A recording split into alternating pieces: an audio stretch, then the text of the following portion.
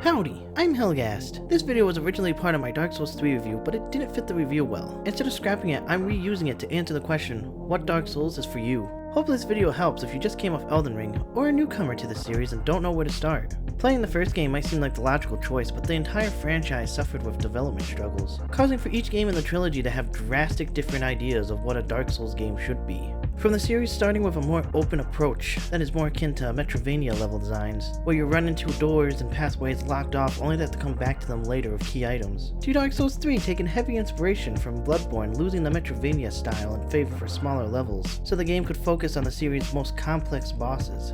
For these overviews, the footage and the talking points will be as spoiler free as I can be. Also, before people ask what Demon Souls or Bloodborne are, I'm keeping it to the Dark Souls franchise. It's stupid for me to suggest you to buy a console for one game, especially when these games can only run on these magical boxes.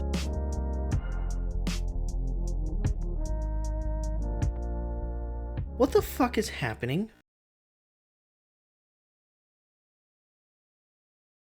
Starting with Dark Souls 1, mainly Dark Souls Remastered due to the quality of life improvements. I might be a console player, but the original Prepare to Die edition was another casualties of companies not caring about PC gaming. After all, it was 2012, meaning Prepare to Die was left in a rough state, which you don't need to deal with anymore. With that out of the way, Dark Souls excels at exploration. As mentioned before, the game has a more Metroidvania feel. It's great when you figure out where you need to go, but there's a lot more moments of, where the fuck do I go? If you like to explore around a game world, then I do recommend this title. But with all that exploration, there is going to be a lot of combat. Where Dark Souls 1 has the simplest combat in the franchise, as the enemies have a small moveset, making a lot of the beginning enemies be simple to fight, to the point where the devs rely on putting multiple enemies on you. There are a lot of nasty areas in this game and through the series. With simple enemies, it also means that we have the simplest combat.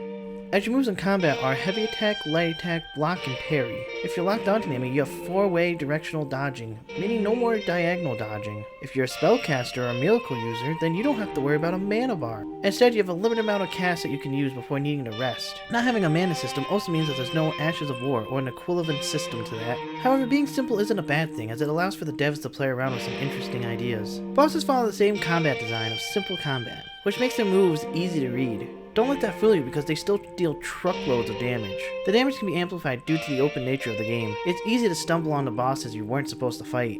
An early example for me is Quelaag, Spider Booba Lady, who you're recommended to fight her around level 25 to 30ish, but my stubbornness always brings me to her when I'm level 10 or 15, leading to me getting one-shot constantly. But that never stops me. Being underleveled can let you appreciate some of the other more unique boss gimmicks, like cutting off a tail of a boss or some creatures that give you a new weapon, a feature that I wish was in more FromSoft games. It would have made hunting dragons a lot more interesting in Elden Ring. So the rule of thumb is if the creature has a suspiciously long tail, try to cut the bitch off. The second feature is the easy kill methods. Certain bosses can be killed by the environment instead of direct combat. It's great and allows for more creativity dealing with certain bosses. Unlike seeing an arena like this, only to find out that you can't ledge Morgott no matter how hard you try. Dark Souls is a solid game that gets so much right. My only problem with it is the invading is a bit weird. It used to be that you could find someone that's between 10 levels of you. In the remaster, another factor is weapon level, which is a baffling choice, which limits the invaders on who they can find in areas, and that tends to have a lot of trickle-down effects in the system, such as making invaders only invade in certain spots for that guaranteed chance to find someone. It can kill how often invaders are seen, which I like because I don't care about the invasion mechanic, but I know a lot of people do enjoy the invasions and invaders, so keep that in mind. This change has also made it the most I've ran into people with one-shot builds in a Dark Souls, which is fucking annoying, but so far in my time in the game, there aren't too many invaders just roaming around. Co-op is simple. The only part that's a bit confusing is that it takes 2 bosses in order to get the summoning soap. The other aspect to it is making sure that you have a humanity, which can be picked up passively by killing enemies, and it'll add a number next to the health bar, or they're like poppable souls. Don't pop them all because dying causes you to lose them in your bloodstain, where you have to pick them up because if you don't, you can lose them all. With a fantastic first game, let's see what the sequel is all about.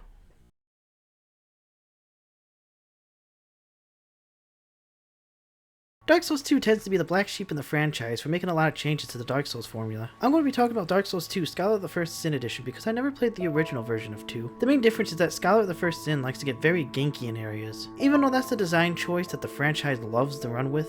I mean, Bloodborne has it so bad it can't keep a solid 30 FPS in a lot of areas. The extra enemies let you play around with some of the best aspects of Dark Souls 2. It brought the power stance mechanic. If you equip two similar weapons and have 1.2 times strength more than it requires to hold one of them, holding the two-hand button will change your character's stance, giving you 4 new moves. They tend to hit twice at the cost of double stamina. It's a fun mechanic that adds a lot to dual-wield characters. With the addition of power stancing, there was an overhaul to parrying and backstabs. Backstabs work the same, but they have these more visceral animations that I love. I wish these were a series staple, as it's more satisfying to do these than whatever these ones are. All these animations need is a little bit more cleaning up because some can look janky at times. Speaking of jank, let's talk about the parry overhaul. In all other games, if you get a successful parry, the enemy lowers down their weapon and you can do a rip roast. It happens fast and keeps the pace of the combat flowing, where Dark Souls 2 made it so when you parried someone they had an animation of them sitting down. Hit them too soon, you won't get that bonus damage and they'll get right back up. Once they're sitting down, then you can rip roast them. I don't know why this was changed, it feels clunky compared to what we had before. While parrying can feel clunky, the same cannot be said about sorceries and miracles, as they've gotten a well-needed boost in variety. Plus, if the base spells and miracles seem boring, you have hexes, the dark versions of spells and miracles. It adds so much to magic builds to the point where this is my favorite Dark Souls for sorcery or miracle builds. The only FromSoft Souls-like that has better magic is Elden Ring. These simple changes add so much personality to the combat in Dark Souls 2. And with mostly positive changes on the combat, why is this game clowned on so much? It comes down to 2 big problems. First is the amount of content. The game has a lot of content, as making a bigger game than Dark Souls seemed to be a priority. Having more content might seem like a good thing, but there are plenty of areas that feel half-baked, with either the level design just being or the enemy placement just swarming you. It feels like there was 2 different game directors leading the project, which is true. Dark Souls 2 was another victim of development hell. And hearing some of the development, including the game starting as anything but Dark Souls, it's amazing that we got the Dark Souls 2 that we have. I think this is why many aspects and areas feel half-baked, because they could have been designed for something else.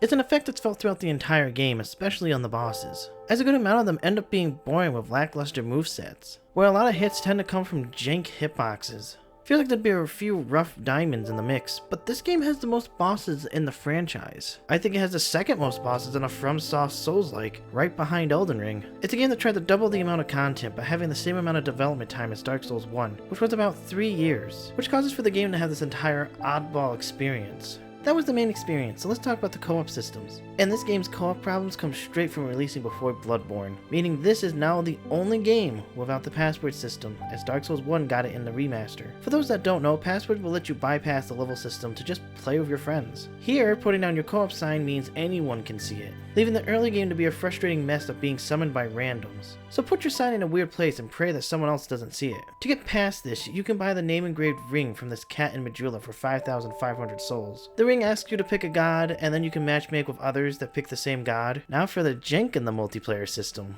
We get to talk about the soul memory mechanic, a feature that sounds great on paper, and maybe could have worked with some more tweaking. So killing enemies gives you souls, and the game will keep track of the amount of souls you've gotten. You don't have to stay in range of a certain amount of souls to play co-op or be invaded with friends. The idea is to prevent people with endgame gear to match with you, since it could get the gear and not level up, making early game invasions annoying to say politely. But the soul memory mechanic is so fucking obnoxious in the early game. It's easy to get out of the soul bracket with your friend if you struggle in an area, or if you kill a boss while your teammate dies in the middle of the fight, or if your friend's stupid and kept the increase your soul gain ring on, getting more souls than you. This also in my experience has lowered down the amount of invaders, to the point where I don't know if I've been invaded by a player in this game. When you get to mid-games, it becomes less of an annoyance since the brackets are increased significantly. I would love to see this idea get fleshed out more because it still has potential, but with all the games being directed by Hideaki Miyazaki, I don't see that happening, as it seems that his experimentation days are long behind him. But if being invaded is your bread and butter, let's talk about the series finale.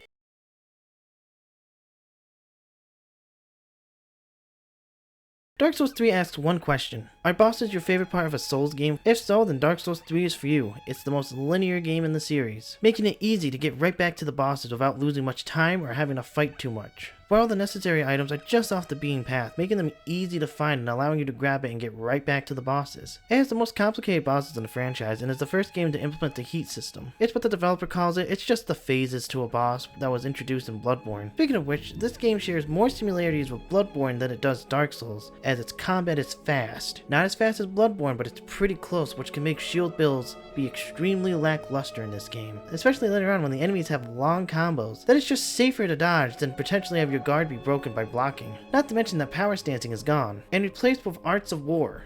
If you played Elden Ring, then you've already used this mechanic. Instead, it's called Ashes of War. The main difference is that Arts of War have been constantly nerfed since the start of Dark Souls 3, which has made them significantly weaker to the point where it's just better to ignore them. There's a small amount of them that still have a decent damage output, but most of them are later in the game. And compared to power stancing, this gives you 2 moves versus the 4 we lost. It's a shame because this game contains so many weapons but not enough Arts of War to make them feel unique.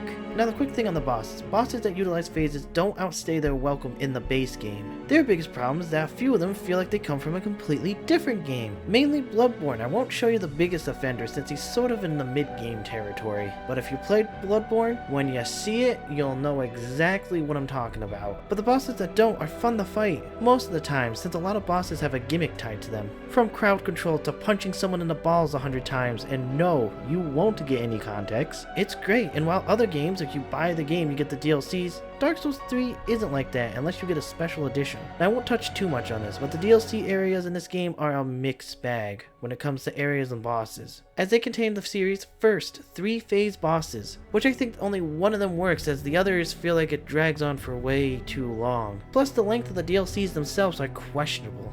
Ashes of Arundel is way too short for its asking price, and it only contains 1 mandatory boss with 1 side boss you can fight. While the Ring City has some of the best bosses in the franchise, but its areas fucking suck. I know that the DLC gets so much praise, but if you like swamp areas, annoying flying enemies that constantly shoot you, and if you find cover and dare to take 5 seconds to think, it will curse you, which is an instant death. The Ring City just sucks so much balls, but most of the bosses in that DLC are good except for one of them, but I promise to be spoiler free, so let's move on before I rant too long about the Ring City. In the co-op department, it's the simplest in the series. Just pop an ember at any time and you're all good. You can even use a password system to play with friends. It's great. That comes with one fatal flaw. There are so many goddamn invaders, but only at the beginning of the game. This made me forever be in the boat of fucking hating the invasion mechanic. So at the start of the game, there are a mixture of cowards and people who only invade at the start of the game because that's where they can reliably find people.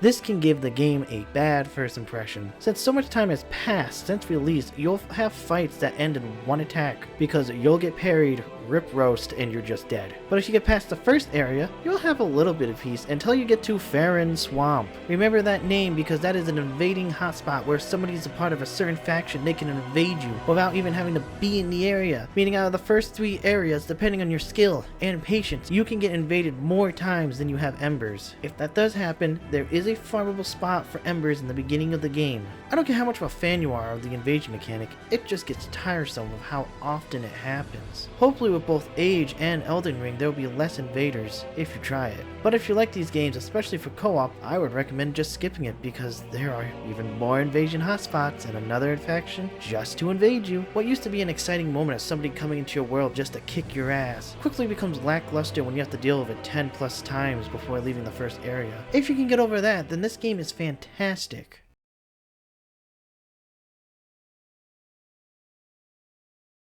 That's all the Dark Souls in a nutshell look at them. I hope this helps you find out what game to start with in the series. If you made it past my rambling, then why not subscribe? After all, if you don't like it, there's a 100% money back guaranteed. Next is the Dark Souls 3 review. Until then, have a fantastic day.